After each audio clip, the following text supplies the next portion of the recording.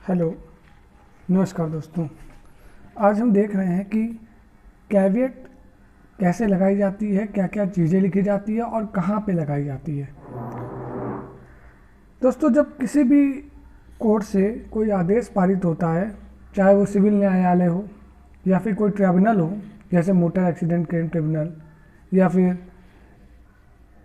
Service tribunal, अगर कोई party को लगता है जिसके फेवर में ऑर्डर हुआ है कि अपोजिट पार्टी उस ऑर्डर के खिलाफ हायर फोरम में जा सकती है, तो code of civil procedure section 148A CPC में ये प्रावधान है कि वह पार्टी जिसके फेवर में आदेश हुआ है वह कैविएट लगा सकती है। इसके अलावा तृतीय पक्ष, कोई भी थर्ड पार्टी भी कैविएट लगा सकता है जिसको लगता है कि हायर कोर्ट में कोई ऐसा आदेश होगा जो उसके हित या अहित कुछ कर सकता है, कोई आदेश पारित हो सकता है उसके खिलाफ। ऐसे में वो यह कहने के लिए कि मुझे भी सुना जाए, एक कैविएट लगा सकता है। अब आइए देखते हैं कि हाई कोर्ट में कैविएट कैसे लगती है।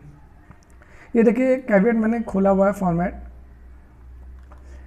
देखिए, पहली लाइन ही यही होती है, in the high court of judicature at Allahabad, क्योंकि ये हाई कोर्ट इलाहाबाद में लग रही है इसलिए ये in the high court of judicature at Allahabad पहली लाइन होती है। इसके बाद क्योंकि ये एक एप्लीकेशन होती है, caveat application section 148A CPC chapter 22 rule 5 of high court rules. ये हाई कोर्ट रूल्स हैं 1952 इलाहाबाद हाई कोर्ट के, उसके अंडर में, और सेक्शन 148A CPC के अंतर्गत ये कैविएट एप्लीकेशन लग रही है। अब सबसे पहले आता है कि कौन एप्लीकेशन लगा रहा है। ये एप्लीकेशन क्योंकि Shri Rajkumar Yadav who is filing this application, जो ये एप्लीकेशन लगा रहा है उसका नाम आएगा, उसके पिता का नाम आएगा और यहाँ पे आएगा एप्लीकेंट, क्योंकि वो एप्लीकेंट है इसलिए यहाँ पे उसका स्टेटस दिखाना पड़ेगा। अब ये एप्लीकेशन किस में लग रही है? In civil miscellaneous petition under article 227, क्योंकि ये एप्लीकेशन किस पिटीशन में होती है? ये प्रपोज्ड पिटीशन होती है कि ऐसी पिटीशन आ सकती है। इसमें राजकुमार यादव एक एप्लीकेशन लगा रहे हैं, कैविएट एप्लीकेशन।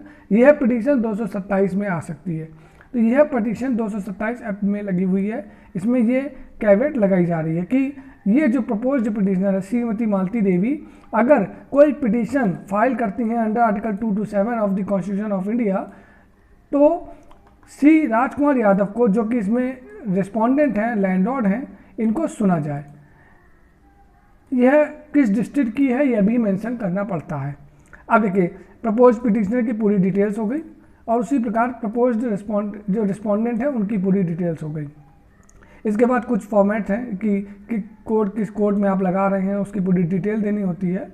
और उसके बाद सबसे पहली लाइन होती है कि यह कैविएट कहाँ से अराइजिंग हो रही है, मतलब क्या हुआ लोअर कोर्ट में, क्या आदेश हुआ। जैसे इसमें देखिए, SCC revision number 60 of 2019 arising out of SCC suit number 193 of 2012 filed by propose petitioner tenant below has been dismissed, मतलब एक रिवीजन दाखिल किया गया था जो कि SCC सूट के आदेश के खिलाफ हुआ था, उसको वो उसका SCC रिवीजन डिसमिस हो गया है, जिसके खिलाफ ये कैविएट, जिसके खिलाफ ये प्रपोज पिटिशनर आ सकता है हाई कोर्ट में। इसलिए ये कैविएट लगाई जा रही है कि प्रपोज पिटिशन में कोई आदेश पारित होने से पहले कैविएटर को सुना जाए।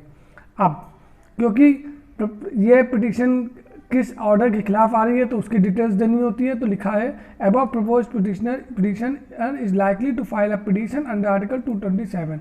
लाइकली टू फाइल मतलब वह फाइल कर सकता है, इनकेस अगर ऐसी कोई पिटिशन फाइल होती है। लाइकली मतलब ऐसा प्रतीत हो रहा है कि इस ऑर्डर के खिलाफ एक पिटिशन प्रपोज पिटिशनर हाईकोर्ट में दाखिल कर सकता है।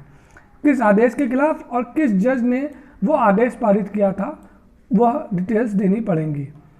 इसके बाद प्रेयर की जाती है कि अगर ऐसी कोई भी पिटिशन फाइल हो जो इस आदेश के खिलाफ, जो कि ऊपर दिए गए न्यायालय ने पारित किया है, तो प्रपोज्ड पिटिशनर की उस पिटिशन के में कैविएटर को, जो कि जिसने ये कैविएट एप्लीकेशन लगाई है, देखिए ये राजकुमार यादव, इनको सुना जाए।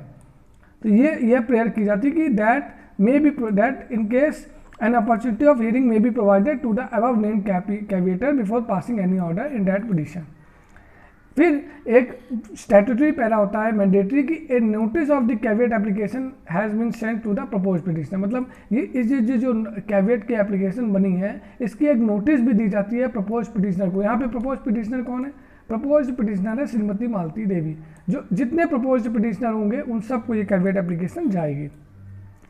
अब आप देखें, ये लिख दिया, a notice of this caveat application has been sent to the proposed petitioner through registered post and the receipt of registry original is being filed along with the caveat application. जो रजिस्ट्री के through ये जाता है और registry की जो receipt होती है वो कैविएट एप्लीकेशन के साथ लगती है।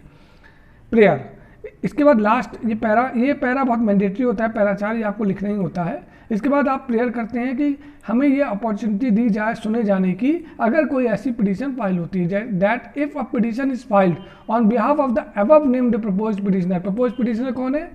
देखिए ये ऊपर हम लोग लिखा है प्रपोज्ड पिटीशनर, ये है श्रीमती मालती देवी।